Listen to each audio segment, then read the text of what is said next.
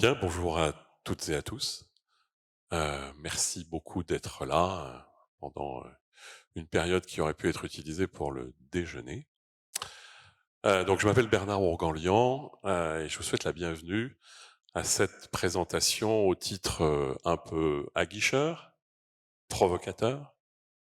Un monde sans Active Directory, est-ce possible? Et donc, je serai accompagné par Bastien, qui est juste là, pour faire cette présentation. Et donc, sans plus attendre, je vous propose de commencer. Donc, pourquoi poser cette question? En dehors de la volonté de provoquer un peu.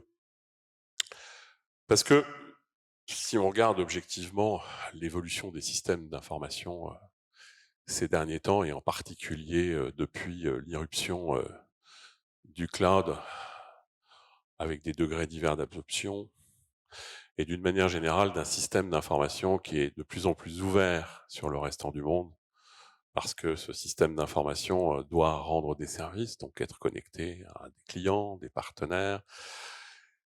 On a un système d'information qui, à travers à la fois ses composantes, avec une irruption sans cesse plus importante des environnements mobiles, on a finalement un système d'information où la notion de périmètre classique de sécurité du système d'information tend à disparaître. Et donc, si on voulait essayer de représenter ce qui pourrait constituer la dernière frontière de sécurité du système d'information, c'est très certainement l'identité, parce que c'est à travers cette identité que l'on peut effectivement avoir accès aux composants de ce système d'information, que ce soit d'ailleurs sur place, dans le cloud, depuis n'importe quel terminal. Et donc le résultat, c'est que, évidemment, l'identité jouant ce rôle de plus en plus central, c'est aussi évidemment l'objet qui est, hélas, la cible de probablement 95, pour ne pas dire 100% des attaques. Parce que c'est à travers cet accès que l'on peut avoir la capacité d'accéder au reste du système d'information. Et donc, quand on essaye de revenir un peu sur les plus de 10 ans qui se sont passés depuis qu'on gère des crises de sécurité aux côtés de nos clients autour de ces questions d'identité et d'Active Directory en particulier, on se rend compte que si on essaye de résumer pourquoi c'est une cible attractive, on vient d'en parler, mais si on regarde un tout petit peu les comportements des attaquants, ils cherchent en général deux types d'accès. Évidemment, l'accès à des comptes de domaine privilégiés, parce que qui dit avoir accès à des comptes qu'on pourrait qualifier de larges et profonds, donc concrètement des privilèges de niveau d'administration, en particulier des comptes de type domaine admin. Eh bien, si on a effectivement été capable d'accéder à ce type de compte, la partie est terminée. Et en fait, les attaquants ont accès à la totalité du système d'information qui repose sur Active Directory en termes de mécanismes d'authentification. Et puis, il y a évidemment le compte des very important persons, comme on dit souvent.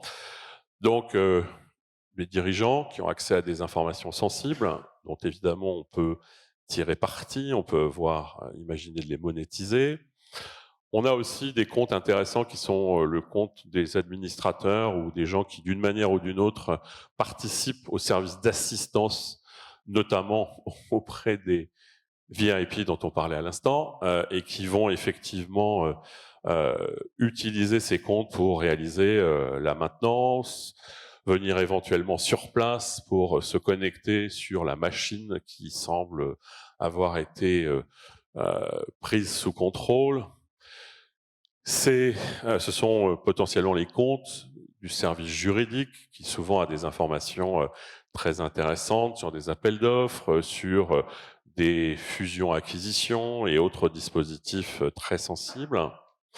C'est évidemment les comptes de tous les gestionnaires de projets qui vont d'une manière ou d'une autre pouvoir disposer de l'accès aux spécifications des futurs produits.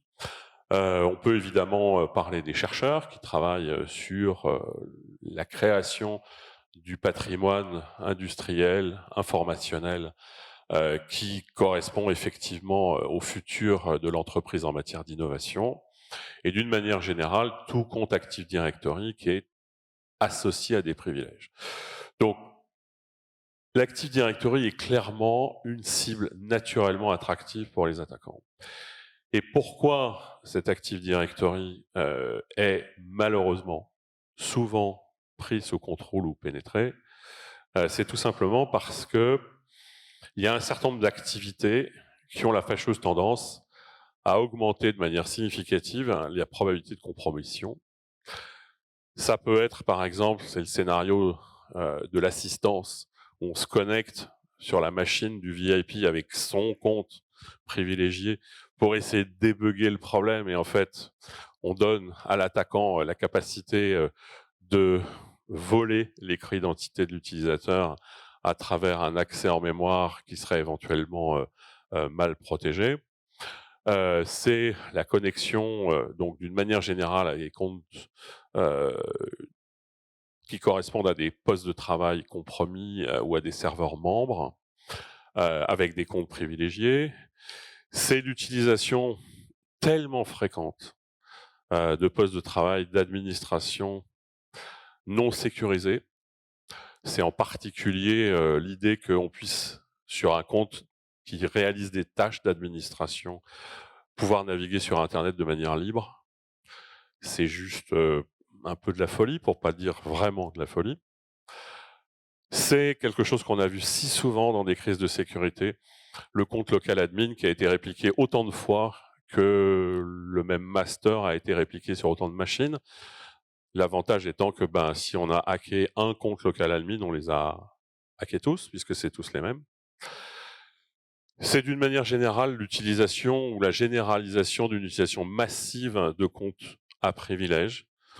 Combien d'entreprises se trouvent à la tête de 100, 200, 500, 1000, plus comptes privilégiés? Et donc, évidemment, à chaque fois, c'est une cible supplémentaire qui permet d'avoir accès à ces informations sensibles. Et d'une manière générale, les comptes de domaine sont souvent, les contrôleurs de domaine, pardon, sont souvent mal sécurisés. Donc, il y a des tonnes et des tonnes de raisons. Je vais évidemment pas les lister toutes, mais on se rend compte que l'Active Directory est un environnement qui est, de par sa nature technique, extrêmement complexe et qu'il est bien souvent difficile de réussir à l'administrer au quotidien. C'est clair que l'Active Directory, c'est pas simplement un annuaire. On va y trouver évidemment des capacités d'authentification, on va trouver des capacités d'autorisation, on va trouver des fonctions d'administration, on va trouver des capacités de gouvernance, on va pouvoir y gérer les identités, les accès, donner les accès aux applications, on va pouvoir générer des rapports, journaliser des accès. Donc on a une vision très globale d'un Active Directory qui est une sorte de, on va dire, couteau suisse de beaucoup de fonctions qui sont aujourd'hui réalisées dans un environnement Active Directory, sous Windows ou pas d'ailleurs. Donc l'Active Directory, de par cette nature très versatile, et une conception dont je vous rappelle quand même qu'elle date de la fin des années 90, je parle évidemment du siècle précédent, puisque Active Directory est arrivé, sauf erreur de ma part, en 1999, avec la sortie de Windows 2000. Et en fait, la conception nécessairement de cet annuaire a évidemment vieilli depuis. Donc, il faut se poser la question, évidemment, de savoir si il est encore possible de l'utiliser au quotidien. Donc, ça m'amène finalement à poser cette question qui était effectivement la question un peu provocatrice que j'évoquais en introduction. Est-ce qu'on a encore besoin d'Active Directory? Ce qui est certain, c'est que Active Directory tel qu'il est conçu ou tel qu'il a été conçu n'est pas une bonne solution pour prendre en charge des applications modernes qui utilisent des mécanismes d'authentification qui ont changé, avec des dispositifs protocolaires qui ne dépendent plus nécessairement de Kerberos, pour citer un exemple particulier, mais qui peuvent dépendre de OAuth ou OpenID Connect. Et donc, dans un tel contexte, on se rend compte que l'Active Directory n'a pas forcément évolué comme il aurait été nécessaire qu'il évolue pour prendre en compte ces besoins modernes. Il est clair cependant que je ne peux pas imaginer une perspective dans laquelle Active Directory ne continuera pas d'être utilisé si on est réaliste. Il y a un certain nombre d'entreprises qui ont investi des sommes extrêmement importantes pour, par exemple, construire une usine de fabrication automobile qui va, pour des raisons diverses, utiliser l'Active Directory pour réaliser un certain nombre de tâches d'automatisation au sein de cette usine. Une usine, ça coûte évidemment beaucoup d'argent et on n'imagine pas que parce que une technologie n'est plus tout à fait au goût du jour, il soit nécessaire de la changer du jour au lendemain. Donc la question, c'est plutôt de savoir comment est-ce qu'on pourrait réfléchir de manière progressive, sous la forme de ce qu'on pourrait considérer comme un voyage, commencer à se poser la question de réduire progressivement l'empreinte de l'Active Directory sur son système d'information en tirant parti, par exemple, d'Azure Active Directory, qui, comme on va le voir dans un petit instant, n'a absolument rien à voir, en dehors de son nom, avec Active Directory. Et donc, bien sûr, quand on est à la tête de la sécurité du système d'information de n'importe quelle entreprise, on a des choix à faire. Ces choix peuvent être difficiles. On peut dépenser une fortune dans la sécurisation de l'Active Directory. Et on peut le faire en permanence, parce que l'expérience prouve que ce qui a été fait, il faut souvent le refaire au bout de 6 mois, au bout d'1 an. Et donc, on peut effectivement se dire, je vais continuer de faire ce qui est à faire dans ce domaine. Et clairement, ça doit faire partie, et ça doit rester en tête de liste de la priorité des gestionnaires de la sécurité du système d'information. En même temps, il faut probablement commencer à réfléchir un peu au futur et en particulier, comme je le disais à l'instant, à voir comment est-ce qu'il est imaginable de réduire l'empreinte d'Active Directory dans le fonctionnement opérationnel quotidien de son système d'information. Donc, quand on regarde un tout petit peu les différents défis qui sont à relever avec Active Directory, pour moi, le plus important probablement, c'est le poids du passé et la dette technique qui a été accumulée. Quand on regarde de manière opérationnelle un Active Directory, on se rend compte qu'il est très souvent le reflet, au sens archéologique du terme, de l'histoire du système d'information d'un client. Concrètement, le client est passé d'une organisation centralisée à une organisation décentralisée, à une organisation par business unit, par territoires régionaux, par Dieu seul sait quel dispositif d'organisation, en particulier à travers des mécanismes de fusion-acquisition, où évidemment la direction générale dit bah, « moi je voudrais bien pouvoir rajouter la nouvelle boîte que je viens d'acheter dans le mois qui vient ». Et donc qu'est-ce qu'on fait, parce que c'est la solution la plus simple?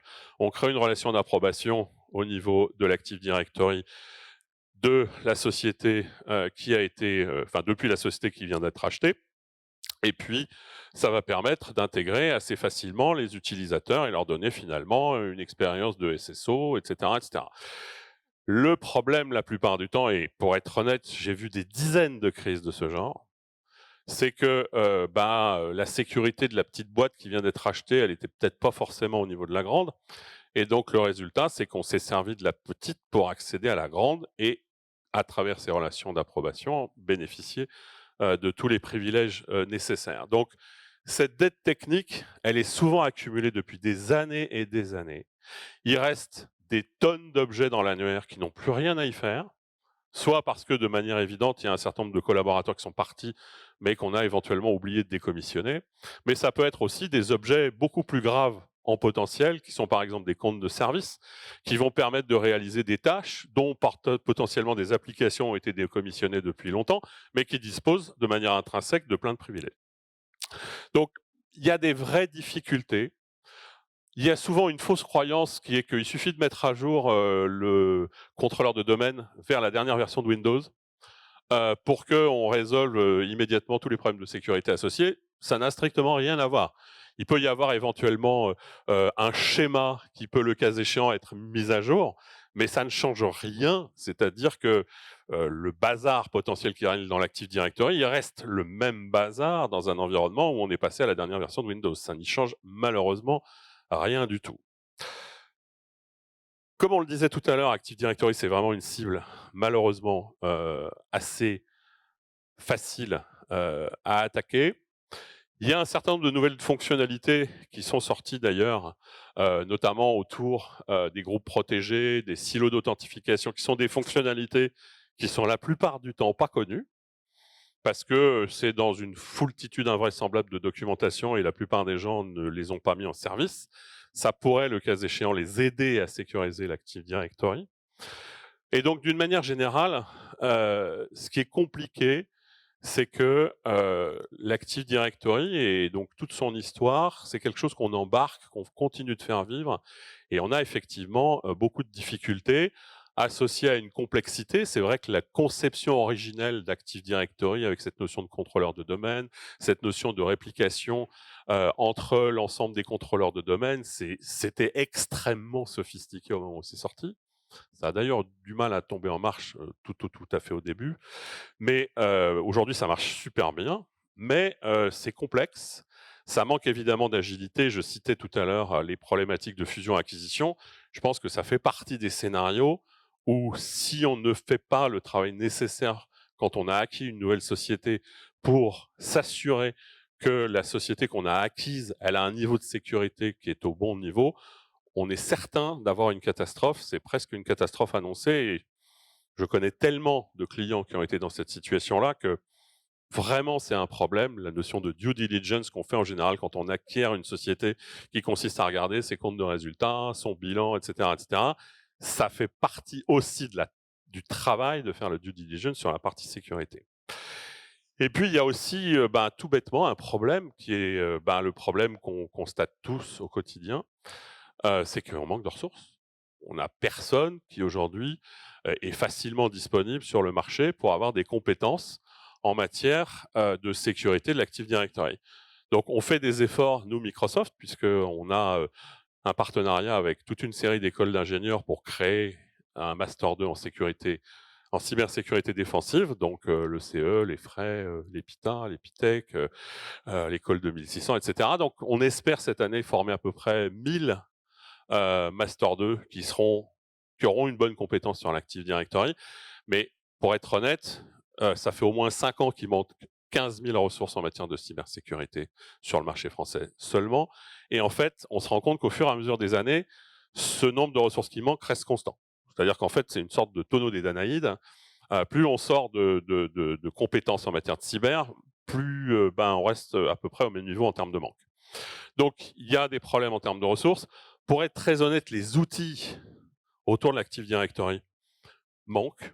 Euh, on peut considérer que dans une certaine mesure, on en a une certaine forme de responsabilité, mais les outils en question sont généralement complexes. Il est nécessaire de disposer d'une expertise pour être capable de les utiliser. Et donc, d'une manière générale, il y a effectivement un problème important dans ce domaine. Donc, le fait de passer à Azure Active Directory, ça présente évidemment un certain nombre d'opportunités. En matière de sécurité, ça va permettre de mettre en œuvre, dans une logique orientée zéro trust, cette notion d'accès conditionnel qui est peut-être une des fonctions les plus intéressantes d'Azure Active Directory. On va disposer de capacités de protection des identités qui est native. On va avoir la possibilité de gérer correctement les identités privilégiées de manière native au sein d'Azure Active Directory. On va pouvoir mettre en place des politiques soit d'authentification multifacteur, soit d'authentification sans mot de passe, qui sont extrêmement faciles, supportées de manière native, avec notamment le support en termes de protocole de FIDO2 pour effectivement être dans une logique web totalement, totalement sans mot de passe. On va avoir des solutions pour permettre la collaboration interne et externe avec des fonctionnalités telles que Azure AD B2B ou B2C qui vont effectivement permettre de créer des relations, mais qui n'ont rien à voir avec les relations d'approbation dont je parlais tout à l'heure, qui vont effectivement permettre, dans des environnements multitenants au sens cloud du terme, de pouvoir collaborer entre ces différents tenants de manière à la fois transparente, mais aussi complètement contrôlée en termes de règles qui permettent d'accéder depuis un système d'information, par exemple d'un partenaire au système d'information d'une entreprise, etc., etc.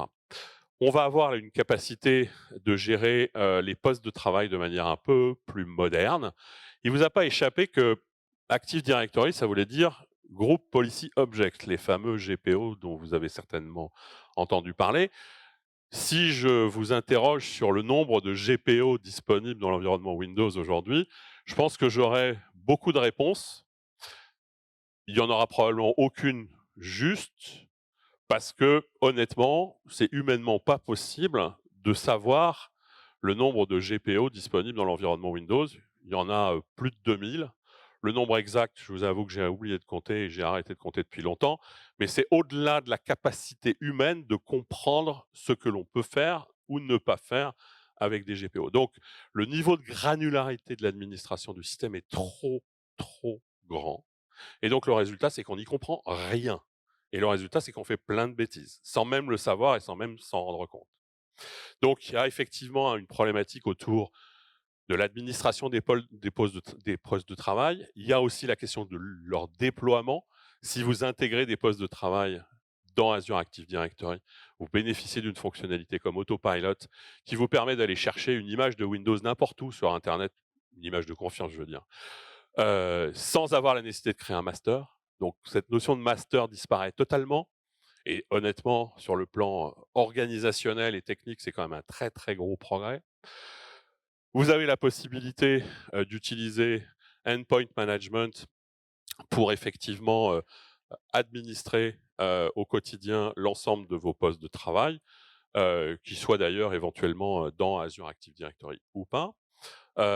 Vous avez un support natif d'un objet très intéressant dans le cloud qui s'appelle les microservices, qui permettent en fait de réaliser des tâches dans une logique totalement auto-configurable, c'est-à-dire que vous ne vous posez pas la question de créer une machine virtuelle ou 10 ou 50 ou de les retirer et de les supprimer.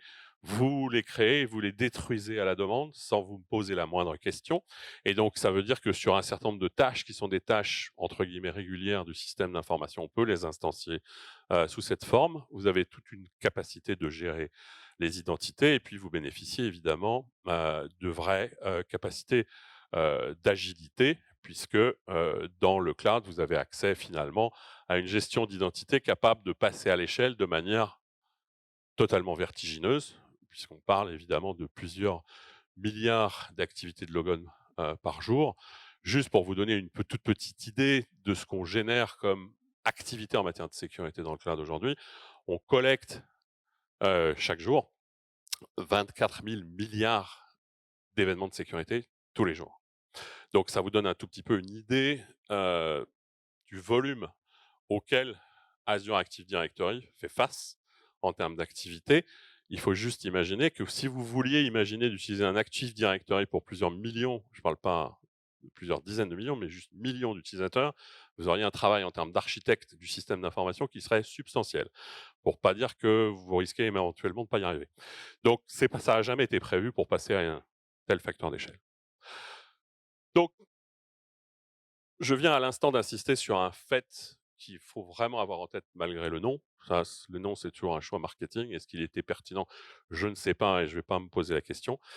Mais Azure AD et Active Directory, Azure Active Directory, en dehors du Active Directory qui est le même Azure Active Directory, ça ne fonctionne absolument pas du tout de la même façon. Donc, il ne faut surtout pas penser que Azure Active Directory, malgré son nom, c'est Active Directory dans Azure.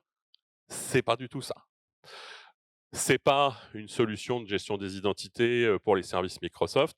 Ça va fournir des identités pour les utilisateurs, des identités pour les terminaux, et ça va permettre de supporter notamment toute une série de protocoles d'authentification modernes qui n'ont jamais été supportés par Active Directory. Donc, autant vous aviez un support natif de LDAP, NTLM, Kerberos dans Active Directory, autant dans le cas d'Azure AD, vous êtes dans un environnement résolument hôte de SAML, Scheme. Donc, en fait, on est dans un environnement protocolaire qui est totalement différent et qui permet d'absorber des applications qui viennent de sources très diverses de manière native, sans aucun effort d'intégration. Donc, évidemment, ça présente beaucoup d'avantages, mais clairement, ça fonctionne pas du tout de la même façon.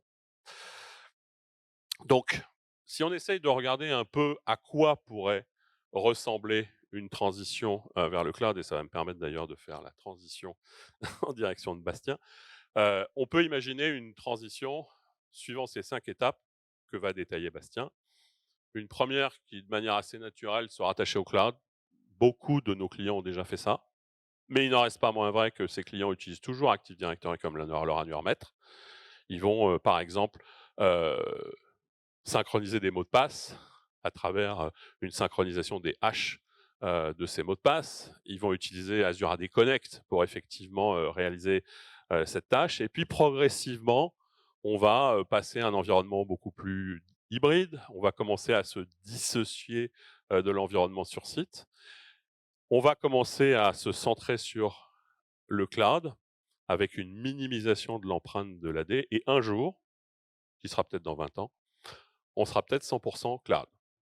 Donc, par rapport à cette approche, je vais passer la main et le clicker à Bastien, qui va continuer cette présentation. Merci Bernard. Donc du coup,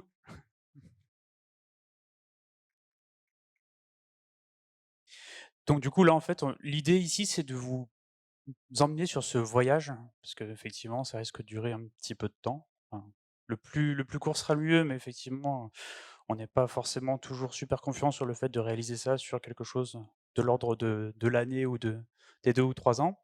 Et du coup, ce que je vous propose ici, c'est de balayer les différentes étapes par lesquelles on va passer. Donc certaines, vous êtes très certainement déjà, vous les avez déjà très certainement initiées. C'est de se dire que je vais vouloir commencer mon voyage vers le cloud avec la synchronisation des identités on-prem, donc de mon Active Directory, avec très certainement un Azure Active Directory pour pouvoir consommer des services comme Office 365 ou autres. Et donc, du coup, la première chose qu'on va faire dans ces cas-là, ça va être synchroniser mes utilisateurs pour pouvoir avoir des phénomènes de SSO et pouvoir avoir quelque chose qui soit complètement transparent pour mes utilisateurs finaux. Bien évidemment, en fait, on n'a pas forcément volonté à demander à mes utilisateurs de se réauthentifier une nouvelle fois sur mon Office 365, une fois qu'ils se sont déjà connectés sur leur session, voire même lorsqu'ils vont vouloir consommer des applications qui vont être fédérées dans votre fournisseur d'identité. Et donc du coup, on va s'appuyer sur l'existant, synchroniser ces identités pour pouvoir consommer des services cloud de façon complètement transparente. La deuxième étape, voilà, donc du coup, on synchronise effectivement ces identités qui vont être répliquées dans le cloud. La deuxième étape, elle vise à passer en hybride. Donc l'idée, c'est une fois qu'on a fait ce voyage-là pour les identités, de me dire que j'ai une identité qui est connue sur mon Active Directory, je retrouve l'équivalent dans mon Azure Active Directory, faire la même chose au niveau des identités de mes machines. Donc c'est mettre en place l'hybridation de l'identité de mes machines, donc passer de domain join à hybride Azure Active Directory join. Ce que ça va me permettre de faire, c'est typiquement, je vais commencer à pouvoir gérer les identités de mes appareils sur mon Azure Active Directory et donc du coup derrière actionner des mécanismes de est-ce que cette machine est connue lorsque je vais me présenter sur un fournisseur d'identité comme l'Azure Active Directory? Quel est l'état de conformité? Éventuellement accrocher ça à un outil de MDM pour pouvoir éventuellement par la suite attacher d'autres workloads de gestion de ces appareils. On va aussi commencer à vouloir migrer quelques applications dans l'Azure Active Directory. Donc l'idée, ça va être ici de vouloir commencer à transposer la gestion que j'avais traditionnellement on-premise avec mon Active Directory qui était mon référentiel de base et mon principe d'authentification vers quelque chose qui sera plus orienté vers l'extérieur, vers le cloud et donc du coup diminuer potentiellement ma surface d'exposition de mon fournisseur d'identité. Donc ça, il y a plusieurs façons de le faire. Donc soit effectivement, on va s'appuyer sur des briques comme Azure AD Directory Services, voire même proxifier des accès à mon Active Directory on-premise. Donc je vais exposer mon application sur l'Azure Active Directory, qui va faire le passe-plat, la proxification, la pré-authentification. Donc quand on entend pré-authentification, il faut se dire qu'on va s'appuyer sur des protocoles d'authentification modernes. Et la technologie derrière de l'application proxy va transcrire cette authentification moderne pour lequel j'ai pu avoir un bon niveau d'assurance sur la vraisemblance ou la véracité de l'identité qui est en train de se connecter et la transposer sur un protocole d'authentification plus legacy, on dit, hérité, plus ancien, comme du Kerberos ou ce genre de choses, pour pouvoir offrir une expérience sans couture pour mes utilisateurs. Donc sur cette étape-là aussi, l'idée, c'est vraiment de se centrer sur comment est-ce que mes utilisateurs vont expérimenter leur expérience de consommation de leur identité numérique sur mes services. Ça veut dire aussi qu'on va se rapprocher directement de mes utilisateurs pour leur permettre de se débrouiller eux-mêmes sur pas mal de choses. C'est ce qu'on fait sur la partie consumer, sur les services publics. Donc être capable de gérer mon appartenance à différents groupes, éventuellement gérer mon mot de passe, être capable de faire ça sans avoir besoin de faire appel à votre IT derrière. Et donc là, ce qui est intéressant déjà sur cette étape-là, c'est que vous commencez déjà à récupérer des bénéfices en termes de coûts, puisque les utilisateurs sont plus indépendants et vous diminuez en fait le nombre d'appels que vous pourriez avoir sur votre support en interne. Et surtout, vos utilisateurs gagnent en termes d'expérience parce qu'ils n'ont pas forcément besoin de vous solliciter, d'ouvrir des choses qui sont fastidieuses, ils sont capables de se débrouiller eux-mêmes.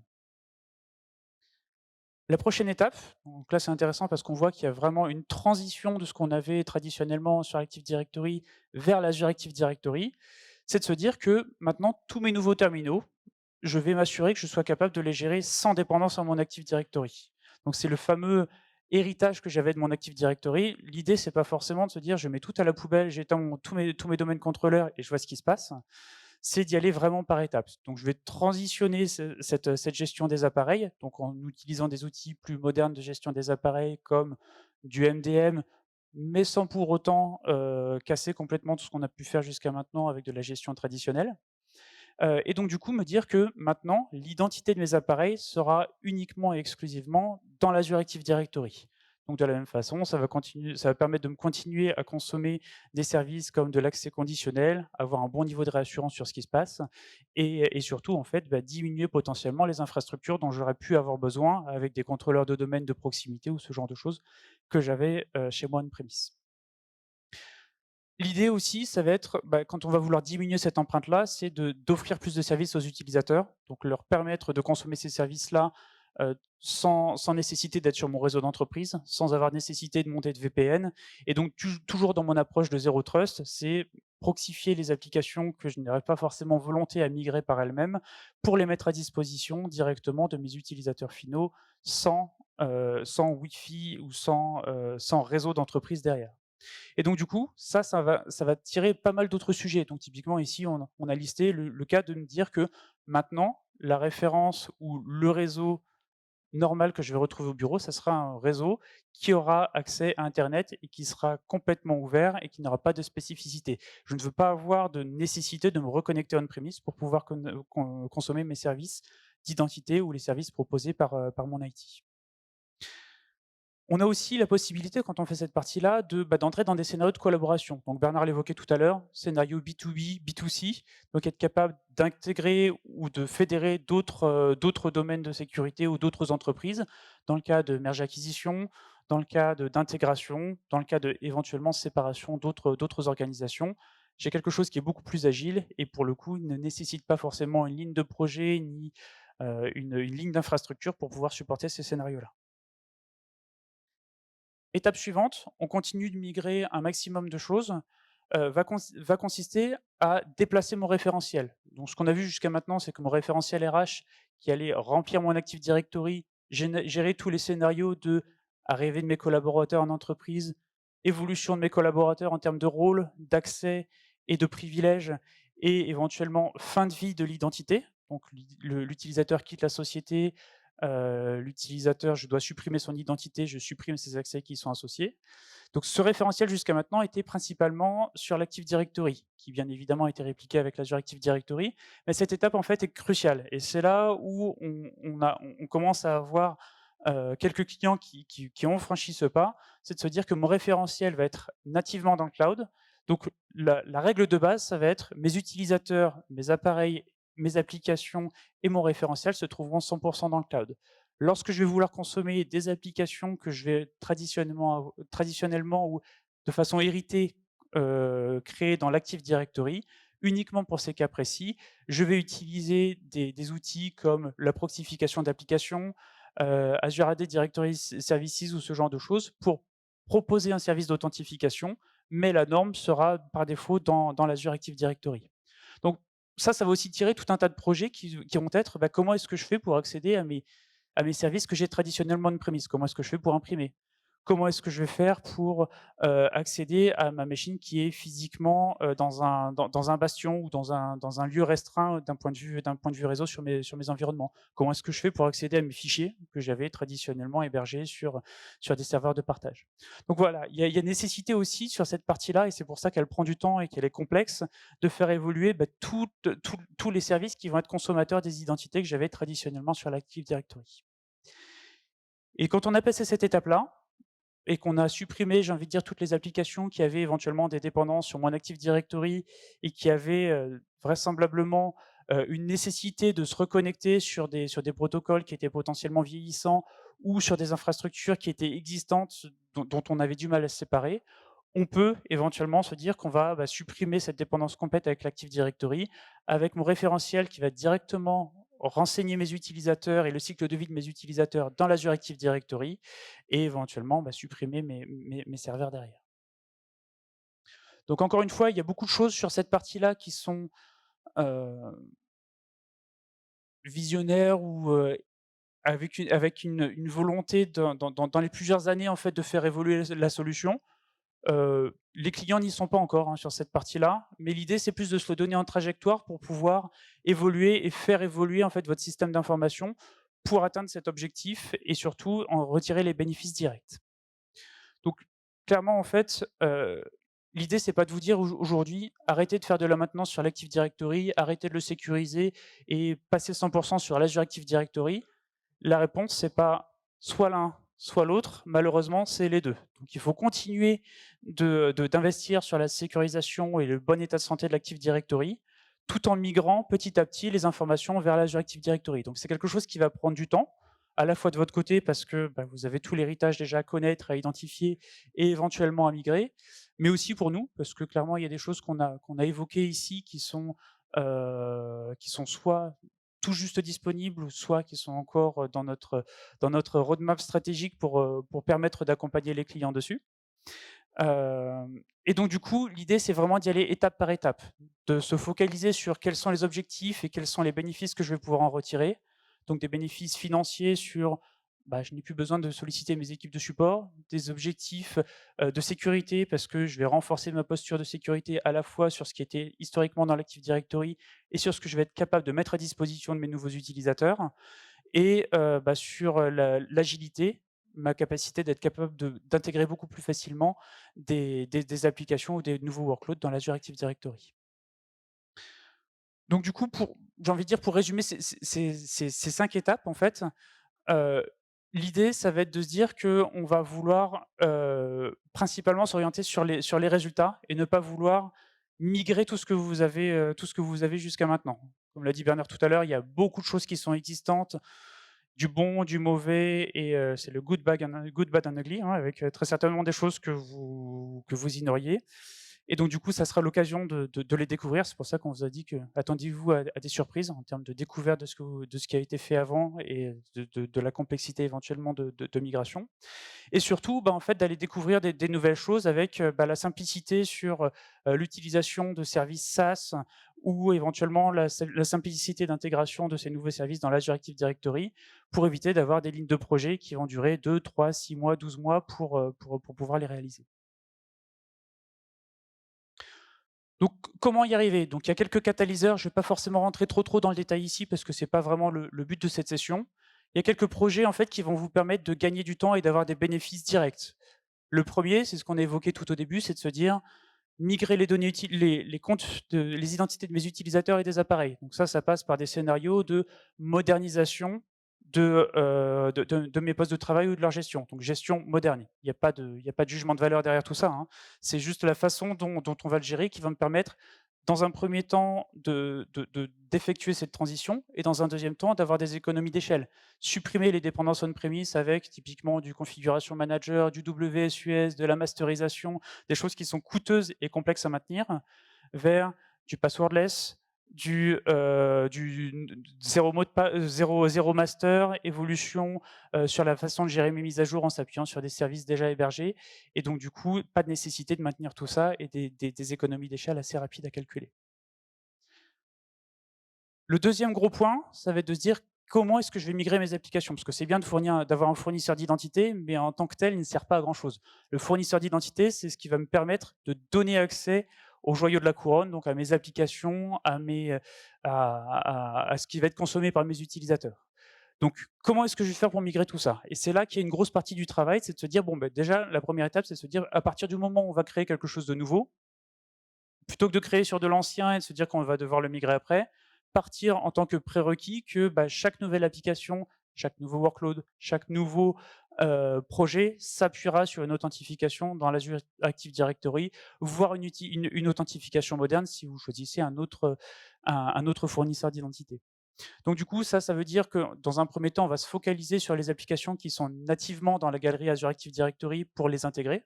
Donc il y a pas forcément toujours nécessité d'avoir accès au code ou de devoir, recoder l'application. Certaines peuvent nativement s'intégrer avec l'Azure Active Directory ou éventuellement, si ce n'est pas le cas, utiliser les librairies d'authentification, donc Microsoft, le MSAL ou ce genre de choses pour pouvoir les rendre compatibles avec l'Azure Active Directory et avec des protocoles d'authentification modernes.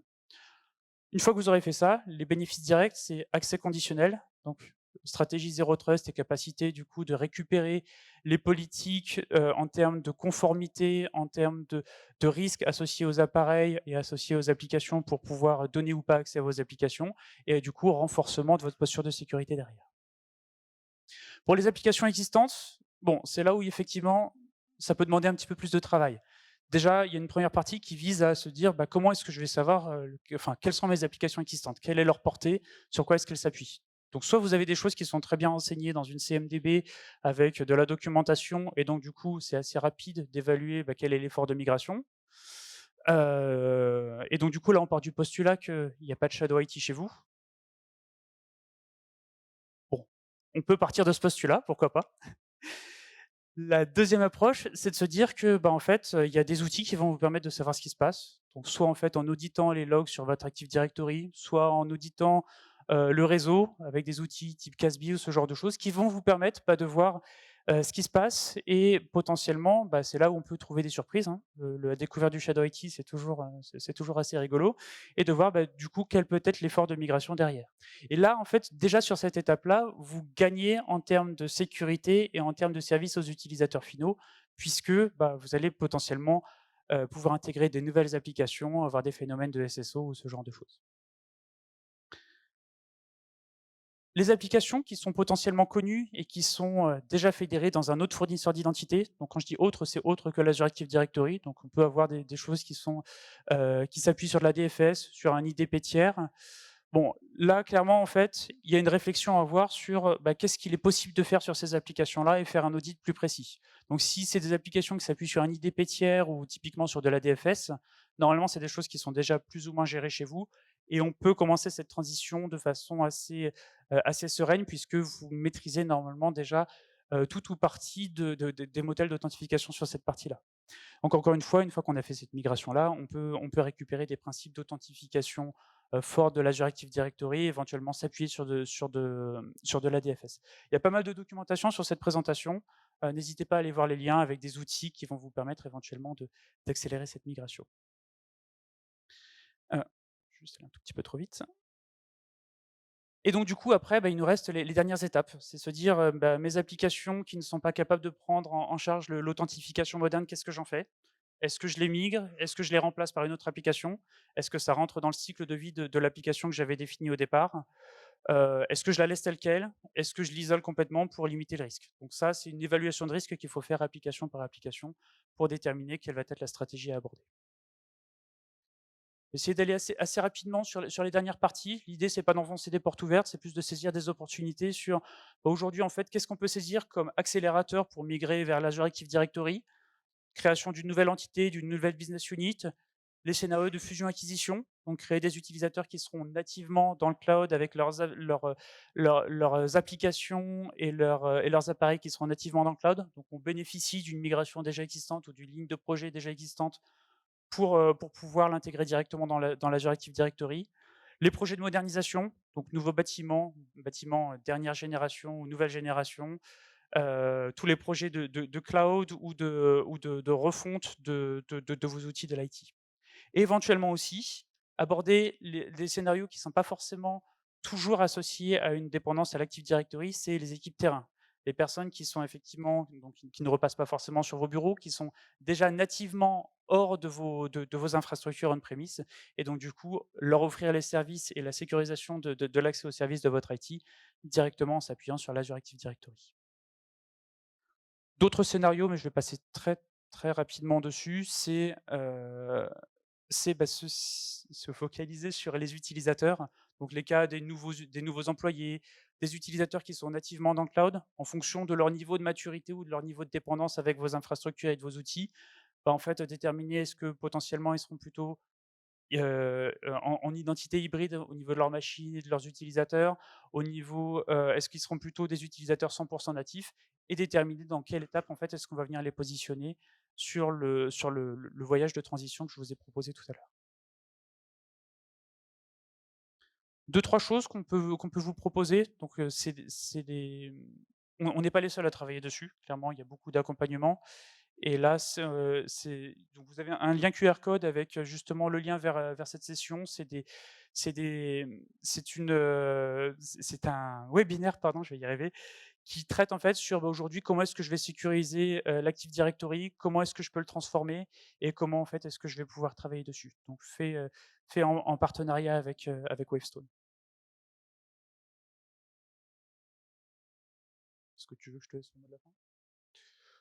Donc du coup, nous, on est là pour, pendant 3 jours. Donc on est sur le stand de C12. Si vous voulez venir discuter des sujets autour de la migration de l'Active Directory, de l'Azure Active Directory, la sécurisation, de façon plus globale, on est là, on vous attend et on est ouvert à la discussion. Merci.